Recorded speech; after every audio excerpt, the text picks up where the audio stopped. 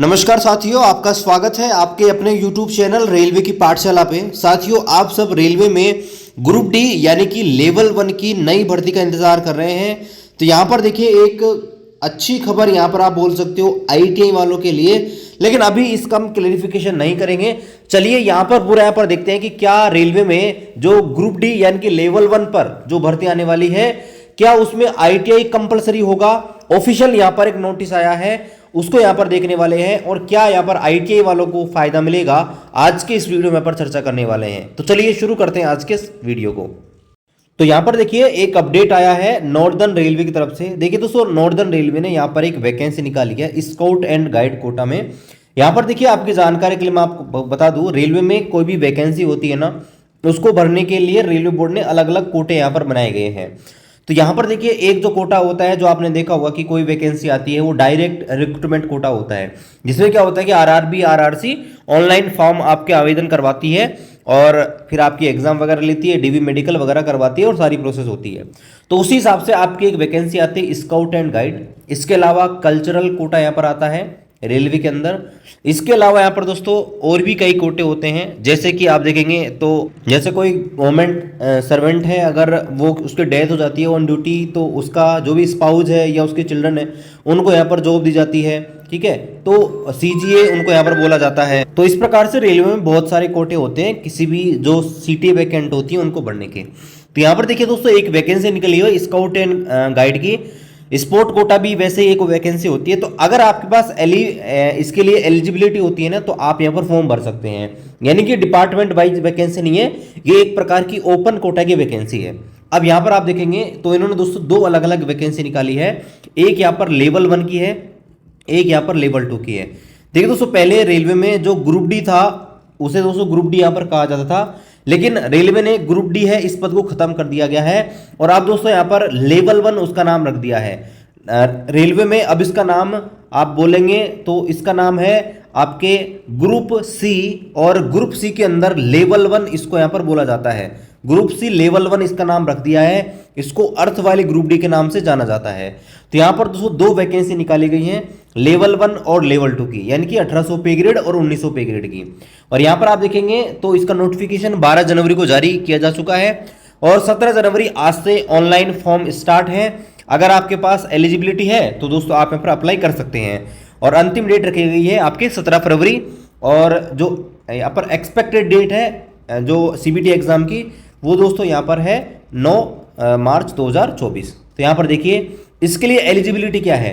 तो यहाँ पर आप देखेंगे तो जो लेवल 2 की वैकेंसी है, यानी कि 1900 पे ग्रेड की जो वैकेंसी है, इसके लिए कौन यहाँ पर फॉर्म भर सकता है। तो यहाँ पर आप देखेंगे तो यहाँ पर 10th +2 यानी कि 12th पास अगर आप हैं तो आप दोस्तों यहाँ पर फॉर्म भर सकते हैं। 50% मार्क्स कम से कम आपके पास होने चाहिए। यहाँ पर बता रखा है अगर आप SC ST एक्स सर्विसमैन कोटे से हैं तो 50% मार्क्स लाना जरूरी नहीं है। और यहाँ पर बता रखा है अगर यहाँ पर कोई टेक्निकल पोस्ट है तो उसके लिए दोस्तों यहाँ पर आप देखेंगे तो मैट्रिकुलेशन या आपके पास 10th + ITI यहाँ पर होनी चाहिए। तो यहाँ पर ये कंपलसरी है। इसके अलावा एक और यहाँ पर आपके पास क्वालिफिकेशन होनी चाहिए जो स्काउट कोटे की होती है। तो स्काउट जो कोटा होता है उसमें आपके पास प्रेसिडेंट स्काउट यहाँ पर सर्टिफिकेट होना चाहिए, यानी कि राष्ट्रपति अवार्ड लेवल का यहाँ पर आपके पास जो है सर्टिफिकेट होना चाहिए। या इसके अलावा 5 साल दोस्तों आप यहाँ पर स्काउट के अंदर, स्काउट ऑर्गेनाइजेशन के अंदर एक्टिव मेंबर के रूप में काम कर रहे हों। देखिए 5 साल अगर आप स्काउट में रहते हैं ना, तो आप वैसे भी राष्ट्रपति पद जो होता है, राष्ट्रपति अवार्ड जो मिलता है राष्ट्रपति के द्वारा, तो उस पर आप वैसे भी पहुंच जाते हो। और या इसके अलावा आपके पास should have attended to event of national level, या राष्ट्र लेवल पर इनके जो कैंप होते हैं उनमें कम से कम 2 बार आपने भाग लिया होना चाहिए। तो दोस्तों आप यहाँ पर एप्लीकेबल है इस पोस्ट के लिए। इसके अलावा यहाँ पर आप देखेंगे तो एक जो पोस्ट है वो आपकी 1800 पे ग्रेड की है और यही दोस्तों आपके ग्रुप डी की है। देखिए ग्रुप डी लिखा गया है और अर्थवाइल, पहले इसे ग्रुप डी कहा जाता था, लेकिन दोस्तों अब इन्हें यहाँ पर नया नाम दे दिया रेलवे ने और इन्हें दोस्तों यहाँ पर लेवल 1 कहा जाता है। तो यहाँ पर आप देखेंगे तो यहाँ पर देखिए अलग क्लियर रूप से दोस्तों रेलवे ने बता रखा है, अगर आप सिविल इंजीनियरिंग में आते हैं, मैकेनिकल डिपार्टमेंट में आते हैं, इलेक्ट्रिकल डिपार्टमेंट में आते हैं या SNT में आते हैं, तो दोस्तों यहाँ पर रेलवे ने स्पष्ट लिख रखा है कि आपके पास 10th + ITI होनी चाहिए, या फिर दोस्तों आपके पास 10th प्लस एनसीपीटी जो सर्टिफिकेट होता है रेलवे के अंदर वो दोस्तों होना चाहिए। यानी कि रेलवे के अंदर जो अप्रेंटिस होता है ना एनएससी सर्टिफिकेट, वो दोस्तों कंपलसरी होना चाहिए। यानी कि रेलवे के अंदर ये जो डिपार्टमेंट है, देखिए सिविल इंजीनियरिंग है, ठीक है, इसके अंदर आप जो है ट्रैक मेंटेनर बनते हो, ट्रैक मशीन बनते हो, आप इलेक्ट्रिक के अंदर टीआरडी में जा सकते हो या पावर के अंदर जा सकते हो, एसेंटिंग के अंदर जो है आप सिग्नल या टेलीकॉम, दो अलग अलग डिपार्टमेंट है उसके अंदर जा सकते हो, मैकेनिकल में आप वर्कशॉप में जा सकते हो। तो ये वाली जो पोस्ट है दोस्तों उनमें आपको कंपलसरी है कि आईटीआई होनी ही चाहिए। और बाकी जो डिपार्टमेंट बच गए यहाँ पर आप देखेंगे अदर जो डिपार्टमेंट है उनमें दोस्तों बताया गया है कि आपके पास अगर 10th पास है तो भी आप एप्लीकेबल हैं। 10th पास अगर आप हैं तो आप यहाँ पर दे सकते हैं। तो इस चीज को लेकर आपने देखा होगा कि यूट्यूब पर बहुत सारे वीडियो यहाँ पर बनाए जा चुके हैं और यहाँ पर आप सब को ये बताया जा रहा है कि भाई रेलवे के अंदर जो आने वाली ग्रुप डी की भर्ती है उसमें दोस्तों यहाँ पर आईटीआई कंपलसरी कर दी गई है। तो चलिए अब यहाँ पर आपको कुछ और इन्फॉर्मेशन बताते हैं और इसके बारे में और आपको चीजें बताएंगे। तो यहाँ पर एज लिमिट और देख लीजिए, एज लिमिट आप देखेंगे तो 18 से और 30 साल यहाँ पर रखी गई है और जो SC ST WS OBC वाले हैं उनको यहाँ पर छूट मिलती है। बाकी यहाँ पर आप देखेंगे तो यहाँ पर जो एग्जाम का पैटर्न होता है ना वो थोड़ा सा अलग होता है, क्योंकि जो आपका रेलवे में जो वैकेंसी निकलती है, जो RRB RR से निकालता है रेलवे लेवल 1 की, उनमें क्या होता है कि 100 नंबर का पेपर होता है, लेकिन ये स्काउट कोटा से निकली हुई है, इसलिए यहाँ पर जो पेपर है जो थोड़ा यहाँ पर अलग है, सिलेबस अलग है, इनकी हम बात नहीं करेंगे। हम आपको एक और नोटिस दिखाना चाहेंगे तो यहाँ पर जो रेलवे के अंदर ग्रुप डी यानी कि लेवल 1 की जो एजुकेशन क्वालिफिकेशन है उसके बारे में एक और नोटिस देखने को आपको मिल जाएगा। आप रेलवे की वेस्टर्न रेलवे यानी कि RRC WR की वेबसाइट पे आएंगे तो यहाँ पर देखिए डाल रखा है इंपोर्टेंट नोटिस, और यहाँ पर आप देखेंगे तो ये नोटिस यहाँ पर इन्होंने डाल रखा है। चलिए इसको डाउनलोड कर लेता हूँ और फिर आपको दिखाता हूँ। तो इसको मैंने टेलीग्राम ग्रुप पर भी डाल दिया है, वहां से आप पढ़ सकते हैं। तो यहाँ पर दोस्तों बता रखा है कि education qualification for railway job in level 1, यानी कि रेलवे में जो लेवल 1 की पोस्ट होती है उसके अंदर कम से कम एजुकेशन क्वालिफिकेशन क्या होनी चाहिए उसके बारे में बता रखा है। तो यहां पर दोस्तों बता रखा है कि रेलवे ने one time exemption granted by the Indian railways employ notification 02/2018 and RRC 01/2019 issued by Indian railway in February 2018 and March 2019। तो यहां पर दोस्तों बता रखा है कि रेलवे ने जो ग्रुप डी यानी कि आप लेवल 1 बोलेंगे उसके अंदर जो एजुकेशन क्वालिफिकेशन है उसमें केवल एक बार छूट दी थी, और वो छूट दी गई थी आपके जो ग्रुप डी भर्ती 2018 आई थी और ग्रुप डी भर्ती 2019 आई थी, उसमें दोस्तों यहाँ पर छूट दी गई थी। लेकिन अब बताया गया है कि यहाँ पर उस छूट को हमने वापस ले लिया है और आगे बताया गया है कि आने वाले जो भविष्य में जो वैकेंसी है जो दोस्तों 15/6/2019 के बाद अगर कोई भी आती है, यानी कि 15 जून 2019 के बाद रेलवे में कोई भी वैकेंसी आती है लेवल 1 की, उसमें दोस्तों बताया गया है अगर कोई वैकेंसी इंजीनियरिंग डिपार्टमेंट में आती है, मैकेनिकल डिपार्टमेंट में आती है, इलेक्ट्रिकल में आती है या सिग्नल डिपार्टमेंट में आती है, तो उसमें दोस्तों 10th प्लस ITI होनी चाहिए या 10th प्लस अप्रेंटिस रेलवे में आपके पास होनी चाहिए। और बाकी की जो पोस्ट बच गई उसमें दोस्तों आपको 10th पास के लिए आप एप्लीकेबल हैं। यहां पर आप देखेंगे तो ये नोटिस यहां पर डाला गया है। देखिए दोस्तों ये जो नोटिस है ना ये पहले का है, अभी रिसेंटली कोई नोटिस नहीं डाला गया, इस चीज को आपको ध्यान रखना है। अब दोस्तों हम आपको बताते हैं कि अगर रेलवे ने कंपलसरी कर दी है कि ITI जरूरी है तो कौन कौन सी पोस्ट हैं जिन पे ITI लगेगी और कौन कौन सी पोस्ट है जिन पे ITI नहीं लगेगी।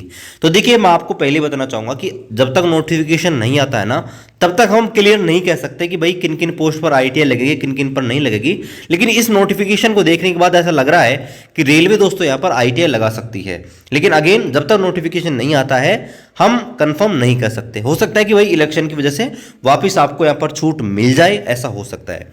अब देखिए अगर यहाँ पर ITI लगी तो यहाँ पर कौन कौन सी पोस्ट है जिन पे सिर्फ ITI वाले ही भरेंगे और कौन कौन सी पोस्ट है जिन पर नॉन ITI वाले भरेंगे। तो यहाँ पर आप देखेंगे ये टोटल लिस्ट है रेलवे के अंदर जो पोस्ट है 28 पोस्ट लेवल 1 यानी ग्रुप डी की। तो देखिए जो 10th पास वाले हैं सिर्फ इन पोस्ट पर ही भर सकते हैं। पहला मेडिकल डिपार्टमेंट के अंदर 2 पोस्ट आती हैं, हेल्पर की और हॉस्पिटल अटेंडेंट की। इसके अलावा रेलवे के अंदर जो पॉइंट्समैन है, पॉइंट्समैन की जो पोस्ट है या पॉइंट्समैन के अलावा गेटमैन की जो पोस्ट है या पोर्टर हमाल स्वीपर, आजकल देखिए पॉइंट्समैन ही सारे काम करता है। तो आप डायरेक्टली बोल सकते हो कि भाई रेलवे के अंदर जो पॉइंट्समैन केवल उन्हीं पोस्ट पर जो है यहाँ पर 10th पास वाले अप्लाई कर सकते हैं। यानी कि आप देखेंगे तो रेलवे के अंदर मेडिकल डिपार्टमेंट के अंदर गिनी चुनी वैकेंसी आती है।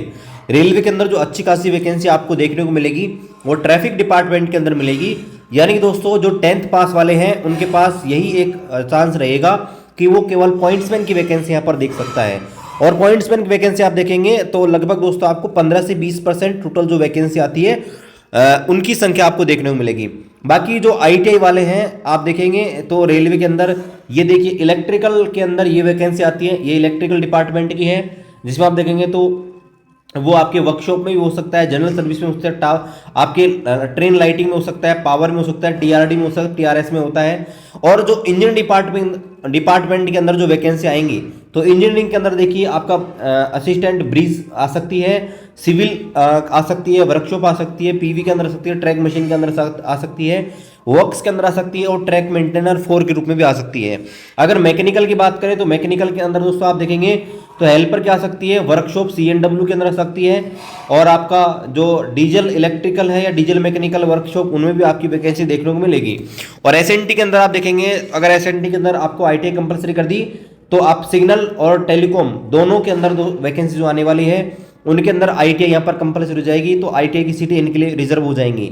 यानी कि जो 10th पास वाले बचे उनके लिए सिर्फ और सिर्फ यहाँ पर 2 ही पोस्ट बचेंगी, एक पॉइंट्समैन डिपार्टमेंट की और आपके मेडिकल की। तो मेडिकल की तो वैसे दोस्तों बहुत कम वैकेंसी यहाँ पर देखने को मिलती है, तो हो सकता है कि आपको यहाँ पर सिर्फ पॉइंट्समैन की वैकेंसी देखने को मिले अगर ऐसा हुआ तो। बाकी देखिए जब नोटिफिकेशन आएगा तब यहाँ पर क्लियर होगा कि रेलवे नई भर्ती के ऊपर यहाँ पर लगाता है या नहीं लगाता। बाकी संभावनाएं बनी हुई है कि यहाँ पर दोस्तों ITI लागू की जा सकती है।